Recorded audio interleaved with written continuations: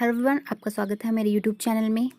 तो इस वीडियो में मैं आपके साथ डिस्कस करूंगी एचपी टेट जेबीटी नवंबर 2021 का जो पेपर कंडक्ट करवाया गया है एचपी बोर्ड द्वारा, उसके रिलेटेड। तो इस वीडियो में मैं आपसे इस पेपर के हिंदी सेक्शन के बारे में बात करूंगी और इसी पेपर का आपको जो साइकोलॉजी सेक्शन है मेरे चैनल पे उसके रिलेटेड वीडियो मिल जाएगी। यदि आपने अपने आंसर चेक नहीं किए हैं तो आप वहाँ पर जाके जो है उस वीडियो को चेक कर सकते हैं। और साथ साथ जो चैनल पर नए हैं वो चैनल को सब्सक्राइब जरूर करें, बेल आइकन को प्रेस करें ताकि आगे भी आपको ऐसी वीडियोस की नोटिफिकेशन हमारे चैनल द्वारा मिलती रहे। तो चलिए वीडियो को शुरू करते हैं। तो मेरे पास इस पेपर की सीरीज जी है, तो चलिए देखते हैं इस एचपी टेट जेबीटी के हिंदी सेक्शन के बारे में। तो सीरीज डी में जो है 61 क्वेश्चन से हिंदी सेक्शन शुरू हो रहा है। तो पहला प्रश्न, डैश जो ये चिन्ह है बिंदु चिन्ह का उच्चारण होता है, तो इस प्रश्न का जो सही उत्तर है वो ऑप्शन ए, नाक से जो है इस चिन्ह का उच्चारण होता है। आगे अगला प्रश्न, कान में तेल डाले बैठे रहना लोकोक्ति का अर्थ है। तो कान में तेल डाले बैठे रहना इसका अर्थ है कुछ सुनने को तैयार ना रहना। तो ऑप्शन सी जो है इस प्रश्न का उत्तर आएगा। आगे अगला प्रश्न, रणन शब्द से अभिप्राय है। तो रणन शब्द का अर्थ होता है ध्वनि करना। तो पशु पक्षियों की आवाज़ें, इंसान की मीठी बोली, बादलों की गड़गड़ाहट, तो इन सभी का अर्थ है ध्वनि उत्पन्न करना। तो इसमें कंफ्यूजन है, इस थोड़े से आंसर में डाउट है इनमें। आगे अगला प्रश्न, नीलांबू शब्द में कौन सा समास है। तो इसमें समास है वो है कर्मधारय समास। तो ऑप्शन सी इस प्रश्न का उत्तर आएगा। नेक्स्ट, विराम नहाने को गया वाक्य में कौन सा कारक है। तो इसमें जो है संप्रदान कारक है। तो ऑप्शन सी इस प्रश्न का उत्तर आएगा। आगे अगले प्रश्न, मारपीट में कई लड़के घायल हो गए रेखांकित शब्द कौन सा विशेषण है। तो इसमें जो कई है वो अनिश्चित वाचक संख्या से जो रिलेटेड है। तो इसमें जो आएगा ऑप्शन सी जो है इस प्रश्न का उत्तर आएगा, संख्यावाचक विशेषण। आगे अगला प्रश्न, पराक्रम में उपसर्ग है। तो उपसर्ग यानी कि जो आगे आते हैं, तो पराक्रम में जो आएगा परा उपसर्ग आएगा। तो ऑप्शन बी जो है इस प्रश्न का सही उत्तर है, परा। आगे नेक्स्ट क्वेश्चन, प्रयत्न के आधार पर व्यंजनों के भेद हैं। तो इस प्रश्न का भी थोड़ा सा जो आंसर है डाउटफुल है। आगे अगला प्रश्न, ड व ढ व्यंजन है। तो जो ये व्यंजन होते हैं वो होते हैं मूर्धन्य उत्क्षिप्त व्यंजन।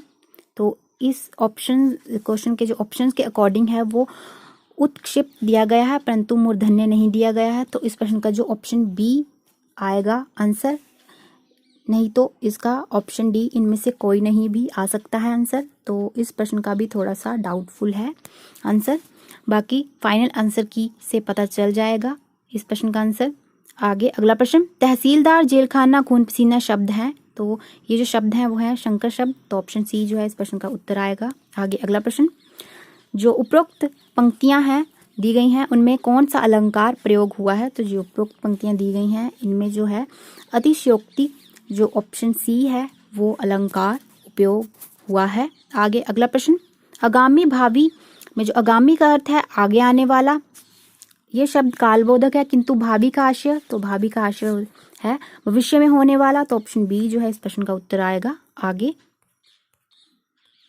सुलभ का विपरीतार्थक है। तो सुलभ का जो विपरीतार्थक है वो है दुर्लभ। तो ऑप्शन सी इस प्रश्न का सही उत्तर है। आगे अगला प्रश्न, पसीने से उत्पन्न जीव। तो इस प्रश्न का जो उत्तर आएगा वो आएगा ऑप्शन बी, स्वेदज। आगे अगला प्रश्न, नूतन का विपरीतार्थक है। तो इसमें भी आपने विपरीतार्थक बताना है। तो नूतन यानी कि नया, तो इसका आएगा पुरातन, ऑप्शन डी यानी कि पुराना। आगे अगला प्रश्न, झगड़ालू में प्रत्यय है। तो प्रत्यय यानी कि जो पीछे लिखते हैं, तो झगड़ालू में जो आएगा वो प्रत्यय आएगा आलू। तो ऑप्शन ए जो है इस प्रश्न का सही उत्तर है, आलू। आगे अगला प्रश्न, जिगीषा गाती है में क्रिया है। तो इसमें जो क्रिया है वो अकर्मक क्रिया है। तो ऑप्शन डी इस प्रश्न का जो है सही उत्तर आएगा।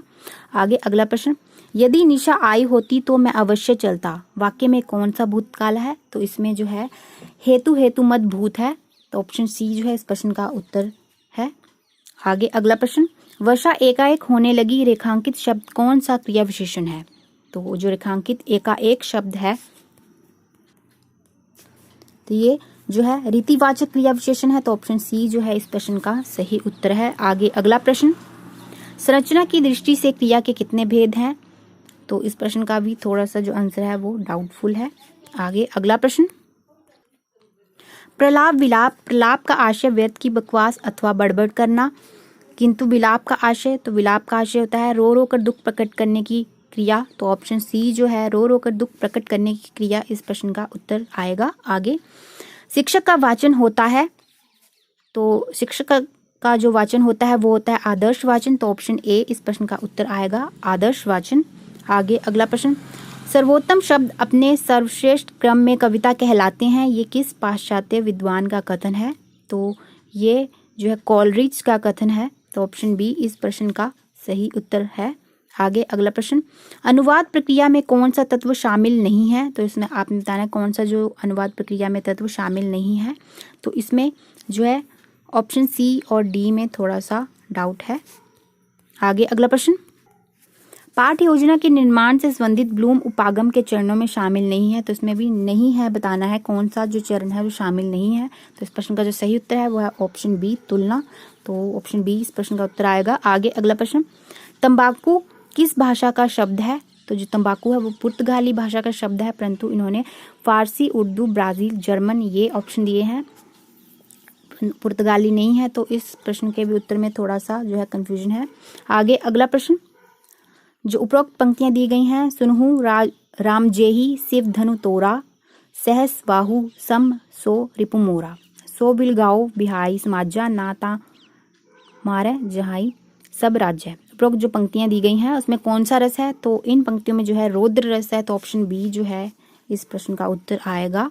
आगे अगला प्रश्न, कमीज किस भाषा का शब्द है? तो जो कमीज है वो पुर्तगाली भाषा का शब्द है। तो ऑप्शन ए जो है इस प्रश्न का सही उत्तर है, पुर्तगाली। आगे अगला प्रश्न, पत्नी का पर्यायवाची नहीं है। तो इसमें भी आपने जो पर्यायवाची नहीं है वो बताना है पत्नी का। तो भार्य, दारा और बामा जो है वो पत्नी के पर्यायवाची हैं। तो जो ऑप्शन बी है महिला, वो पर्यायवाची जो पत्नी का नहीं है। आगे अगला प्रश्न और इस पेपर के हिंदी सेक्शन का आखिरी प्रश्न, हिंदी में इनमें से कौन सा शब्द जो है आनंद का पर्यायवाची नहीं है? तो आनंद का जो पर्यायवाची इसमें भी नहीं है, बताना है। तो मोद, प्रमोद और आमोद जो है वो आनंद का पर्यायवाची है। तो इसमें जो ऑप्शन डी है मानंद, वो आनंद का पर्यायवाची नहीं है। तो ये था HP JBT टैट नवंबर 2021 का हिंदी सेक्शन। इसी के रिलेटेड आपको अन्य सेक्शन भी मेरे चैनल पर जल्द ही मिल जाएंगे, और साथ साथ जो साइकोलॉजी सेक्शन है वो भी आपको मेरे चैनल पे उसके रिलेटेड वीडियो मिल जाएगी। आप वहाँ से अपने आंसर चेक कर सकते हैं, और साथ साथ वीडियो को अपने दोस्तों के साथ भी ज़्यादा से ज़्यादा शेयर करें ताकि उन्हें भी इन आंसर्स के बारे में पता लग सके। वीडियो देखने के लिए बहुत बहुत धन्यवाद। जय हिंद, जय हिमाचल।